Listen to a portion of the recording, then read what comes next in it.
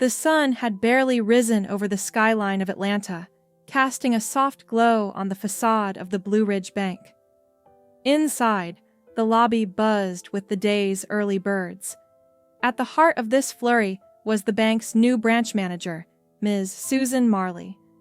Nervous yet determined, she prepared for her first major day on the job, her eyes scanning the room, taking in every detail, ready to prove her mettle in the competitive world of finance.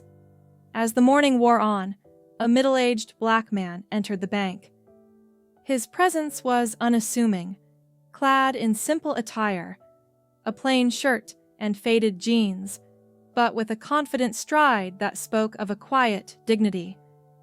He approached the counter, offering a polite "Good morning" to Susan, who was already bracing herself for the challenges of the day. "I'd like to deposit a significant sum into my account," he stated, his voice steady and sure. Susan eyed him with a mixture of caution and curiosity. After all, her training had taught her to be vigilant against potential frauds.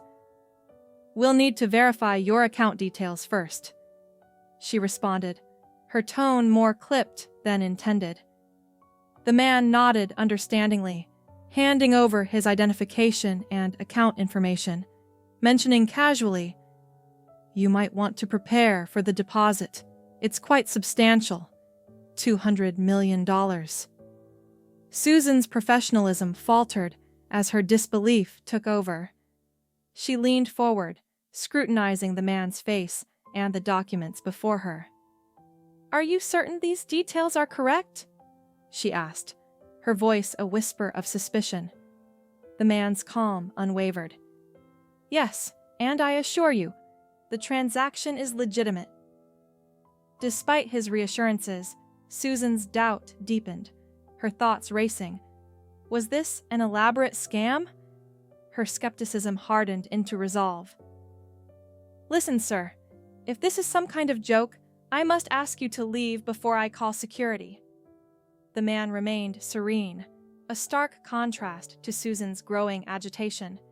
He reached into his briefcase, pulling out a business card. "Perhaps this will clarify things," he suggested. Susan, however, dismissed the gesture, convinced of his deceit. The confrontation was interrupted by the arrival of a tall man in a tailored suit who had been observing quietly. Recognizing the situation's gravity, he approached with an authoritative air. "What seems to be the problem here?" he inquired.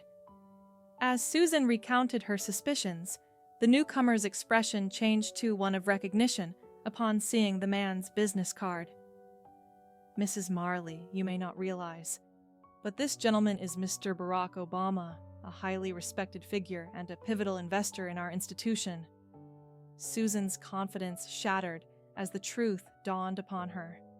The bank's atmosphere thickened with tension, the eyes of patrons and staff now fixed on the unfolding drama. Mr. Obama, maintaining his composure, addressed the onlookers. "I hoped for discretion in my visit, yet it seems we've veered quite off course." His tone was both calm and commanding, reflecting a man accustomed to public scrutiny, yet undesirous of it in his personal affairs. Mr. Taylor, the man in the suit, and also the regional manager, took charge, his disappointment palpable. "Susan, given your actions, I'm afraid we must reconsider your position here. We value integrity and judgment, qualities that today were not evident." With a heavy heart, Susan processed the gravity of her misjudgment as murmurs of support for Mr. Obama filled the room. The incident not only cost her the job, but also a piece of her reputation. In a surprising turn of grace, Mr. Obama addressed Susan directly. "We all stumble, Ms. Marley. It's what we learn from our falls that truly shapes us." His words, imbued with a gentle wisdom, offered a sliver of solace amidst the storm. The bank pledged to revisit their training programs, emphasizing fairness and the importance of not judging by appearances. As the day drew to a close, the bank slowly returned to its routine, but the lessons of the day resonated deeply with those present. Mr. Obama's visit had revealed more than just a financial transaction. It highlighted the enduring need for empathy and understanding in all interactions.